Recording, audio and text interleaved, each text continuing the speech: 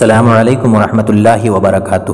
میں میم الف شیخ معاون معلم ضلع پریشد اردو پرائمری و ہائی اسکول تیر ضلع عثمان آباد۔ عزیز طلباء، آج ہم اردو بال بھارتی کی چھٹی جماعت کی کتاب سے سبق نمبر 2 جس کا عنوان ہے حضرت عمر فاروق رضی اللہ تعالی عنہ، جس کے مصنف ہیں ڈاکٹر محمد شرف الدین ساحل، اس سبق کا آج ہم اگلا حصہ تدریس کرنے جا رہے ہیں، لہٰذا آئیے ہم اگلے پیراگراف کے متن کی بلند خوانی آپ کے سامنے کرتے ہیں۔ حضرت عمر رضی اللہ عنہ کی خلافت کی مدت 10 برس 6 مہینے اور 4 دن ہے۔ ان کی خلافت کے دور میں اسلامی حکومت بہت وسیع ہو گئی تھی۔ اتنی بڑی حکومت کو سنبھالنے کے لیے انہوں نے ایک باقاعدہ نظام قائم کیا۔ مفتوحہ ملکوں کو صوبوں میں تقسیم کر کے ہر صوبے کے انتظام اور نگرانی کے لیے ایک عامل مقرر کیا۔ بیت المال، عدالت، آبپاشی، فوج اور پولیس کے محکمے قائم کیے، شہر آباد کروائے، نہریں کھدوائیں، مہمان خانے تعمیر کروائے، فوجی چھاؤنیاں بنوائیں، جیل خانے بنوائے، مردم شماری کروائی اور مکاتب قائم کیے۔ حضرت عمر رضی اللہ عنہ کی ہدایت پر صلاح و مشورے کے بعد ہجرت کے واقعے کو بنیاد بنا کر ہجری کیلنڈر کی ابتدا کی گئی۔ حضرت عمر رضی اللہ عنہ کی خلافت میں اتنی آزادی تھی کہ عام لوگ بھی بے خوف ہو کر ان سے گفتگو کرتے اور اپنی ضرورتیں بیان کرتے تھے۔ حاجت مندوں کے لیے ان کا دروازہ ہر وقت کھلا رہتا تھا۔ حضرت عمر رضی اللہ عنہ کا معمول تھا کہ مجاہدین کے گھروں پر جا کر خیریت معلوم کرتے، عورتوں کو بازار سے سودا سلف منگوانا ہوتا تو لا دیتے، میدان جنگ سے ان کے نام خطوط آتے تو خود گھر گھر جا کر انہیں پہنچاتے، اور ان کو جواب بھجوانا ہوتا تو خود لکھ دیتے۔ وہ نابینا، بیمار اور معذور لوگوں کے گھروں پر جا کر ان کے کام کر دیتے تھے۔ ایک مرتبہ حضرت عمر رضی اللہ عنہ لوگوں کو کھانا کھلا رہے تھے۔ انہوں نے دیکھا کہ ایک شخص بائیں ہاتھ سے کھانا کھا رہا ہے۔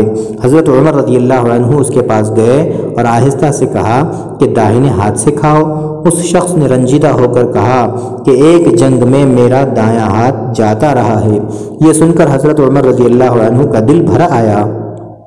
وہ اس کے برابر بیٹھ گئے اور کہنے لگے، افسوس، تم کو وضو کون کراتا ہوگا، تمہارا سر کون دھلاتا ہوگا، کپڑے کون پہناتا ہوگا۔ پھر حضرت عمر رضی اللہ عنہ نے اس معذور شخص کے لیے ایک نوکر مقرر کر دیا اور معذور شخص کو تمام ضروری چیزیں مہیا کر دیں۔ انہوں نے نوکر کو ہدایت دی کہ تم اس شخص کی تمام ضرورتوں کا خیال رکھنا، اسے کسی طرح کی تکلیف نہ ہونے پائے۔ حضرت عمر رضی اللہ عنہ راتوں کو گشت کر کے لوگوں کا حال چال معلوم کیا کرتے تھے۔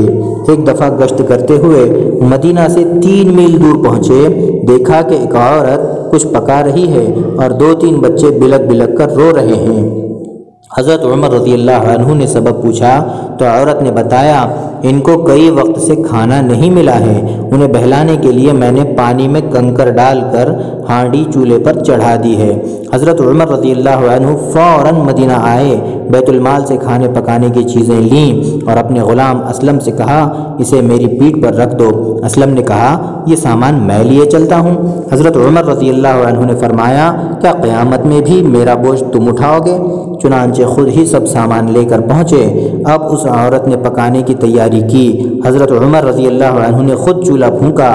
کھانا تیار ہوا تو بچوں نے سیر ہو کر کھایا اور اچھلنے کودنے لگے۔ حضرت عمر رضی اللہ عنہ دیکھتے تھے اور خوش ہوتے تھے۔ عورت کہنے لگی، خلیفہ تو تمہیں ہونا چاہیے تھا، نہ کہ عمر کو۔ حضرت عمر رضی اللہ عنہ آبدیدہ ہو کر بولے، اللہ میری غفلت کو معاف فرمائے، میں ہی عمر ہوں، تم بھی میری غفلت کو معاف کر دو کہ میں اتنے دن تمہاری حالت سے بے خبر رہا۔ تو عزیز طلباء، آج جو ہے ہم نے اس پیراگراف کے ذریعے سے بہت ساری باتیں معلوم کی کہ ہمارے دوسرے خلیفہ حضرت عمر رضی اللہ تعالیٰ عنہ کے کیسے کیسے کارنامے ہیں اور ان کی عاجزی اور انکساری کا کیا کیا عالم ہے۔ مختصراً بتایا دیتے ہیں کہ حضرت عمر رضی اللہ تعالیٰ عنہ جب خلیفہ بنے تو ان کی خلافت کی مدت جو تھی 10 برس 6 مہینے اور 4 دن تھی، اور ان کی خلافت میں اسلامی حکومت نے بہت ترقی کی، اتنی ترقی کی کہ کسی جو ہے خلیفہ کے دور حکومت کے اندر اور خلافت کے اندر اتنی وسعت اور اتنی تیزی سے جو ہے حکومت وسعت نہیں کر سکی۔ حضرت عمر رضی اللہ تعالیٰ عنہ نے بہت ساری نئی باتیں اپنی حکومت کے اندر انصرام و انتظام کو سنبھالنے کے لیے ایسی جو ہے کھوج کر نکالی اور ایسے انتظامات کی ابتدا کی جو کہ آج بھی بہت ساری حکومت بلکہ ساری دنیا کے اندر اکثر ملکوں کے اندر حضرت عمر رضی اللہ تعالیٰ عنہ کی جو ہے پالیسیوں پر عمل کیا جاتا ہے، جن میں جو ہے عدالت کا انتظام ہے، آبپاشی کا انتظام ہے، فوج، آج تو ہر ملک جو ہے اپنے پاس فوج رکھتا ہے، پولیس رکھتا ہے، تو یہ ساری کی ساری جو ہے چیزیں ابتدا میں سب سے پہلے حضرت عمر رضی اللہ تعالیٰ عنہ نے اپنے دور خلافت میں جو ہے بنیاد اس کی رکھی تھی، جو کہ آج بھی جو ہے اس کو ہر ملک اپنی جو ہے انتظام کے اندر اس کو بروئے کار لاتا ہے۔ آبپاشی کا نظام ہے، عدالت کا نظام، بیت المال کا نظام، پولیس کا نظام، اور نئے شہر حضرت عمر رضی اللہ عنہ نے اپنے خلافت کے اندر آباد کرائے۔ اتنا بڑا وسیع جو ہے ملک تھا تو اس کے انتظام کو سنبھالنا واقعی بہت مشکل تھا، لہٰذا حضرت عمر رضی اللہ تعالیٰ عنہ نے چھوٹی چھوٹی ریاستوں کے اندر، چھوٹے چھوٹے صوبوں کے اندر اس بڑی سلطنت کو جو ہے تقسیم کر دیا تھا، اور ہر ریاست کا، ہر اسٹیٹ کا ایک گورنر، ایک عامل جو ہے مقرر کیا تھا۔ اس کے علاوہ حضرت عمر فاروق رضی اللہ تعالیٰ عنہ نے اپنے ملک کے اندر، اپنی سلطنت کے اندر بہت ساری نہریں کھدوائیں، مہمان خانے بنوائے، سرائیں بنوائیں، فوجی چھاونیاں بنوائیں، جیل خانے بنوائے، اور جنگننا ہم جس کو کہتے ہیں، مردم شماری، لوگوں کی گنتی کہ اپنے ملک میں لوگ کتنے رہتے ہیں، ان کی گنتی کرانے کی بھی ابتدا حضرت عمر فاروق رضی اللہ تعالیٰ عنہ ہی نے جو ہے کی ہے۔ اس کے علاوہ بچوں کی پڑھائی کے لیے اسکول، جو کہ مکاتب کہلاتے تھے اس زمانے میں، مکاتب کی شکل میں اسکولی نظام بھی حضرت عمر فاروق رضی اللہ تعالیٰ عنہ نے اپنے دور خلافت میں شروع کیا تھا۔ حضرت عمر فاروق رضی اللہ تعالیٰ عنہ کی ہدایت پر صلاح و مشورے کے بعد ہجرت کے واقعے کو بنیاد بنا کر ہجری سن جو ہے رائج کیا گیا، ہجری کیلنڈر تیار کیا گیا، جو آج ہم چاند کی تاریخ کے ذریعے سے رمضان کے روزے رکھتے ہیں، عیدیں مناتے ہیں، اور محرم کی پہلی تاریخ سے ہمارا نیا سال شروع ہوتا ہے۔ اس کی ابتدا حضرت عمر فاروق رضی اللہ تعالیٰ عنہ ہی کے دور خلافت میں جو ہے ہوئی ہے۔ اس کے علاوہ حضرت عمر فاروق رضی اللہ تعالیٰ عنہ کی خلافت کے اندر اتنی آزادی تھی کہ بے خوف ہو کر کوئی بھی شخص حضرت عمر فاروق رضی اللہ عنہ سے اپنی ضرورت اور حاجت کو جو ہے بیان کر سکتا تھا، اور اس کے ساتھ اگر کوئی ناانصافی ہوئی ہو تو اس کو بھی جو ہے وہ بیان کر سکتا تھا۔ حضرت عمر فاروق رضی اللہ تعالیٰ عنہ لوگوں کے گھر گھر جا کر ان کی خیریت معلوم کرتے، ان کا سودا سلف منگاتے، جو لوگ جہاد کے لیے باہر ملکوں میں گئے ہوئے ہیں ان کے گھر والوں کی، ان کے گھرانے والوں کی خیریت معلوم کرتے، ان کو جو ہے خطوط لکھنے میں مدد کرتے، ان کے آئے ہوئے خطوط ان کے گھر والوں تک پہنچانے میں مدد فرماتے۔ ایک مرتبہ حضرت عمر فاروق رضی اللہ تعالیٰ عنہ ایک شخص کو کھانا کھلا رہے تھے، تو ایک شخص کو دیکھا کہ وہ جو ہے بائیں ہاتھ سے کھانا کھا رہا ہے۔ حضرت عمر رضی اللہ عنہ اس کے قریب گھر جا کے کہنے لگے کہ بھائی سیدھے ہاتھ سے کھانا کھاؤ، تو اس نے کہا کہ جہاد میں میرا ایک ہاتھ کٹ چکا ہے اور اس وجہ سے میں جو ہے بائیں ہاتھ سے کھانا کھا رہا ہوں۔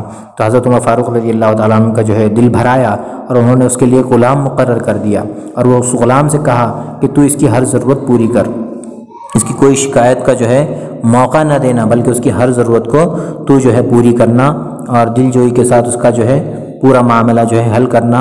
اس طرح سے حضرت عمر فاروق رضی اللہ تعالیٰ عنہ نے اس شخص کے لیے غلام کو مقرر کیا۔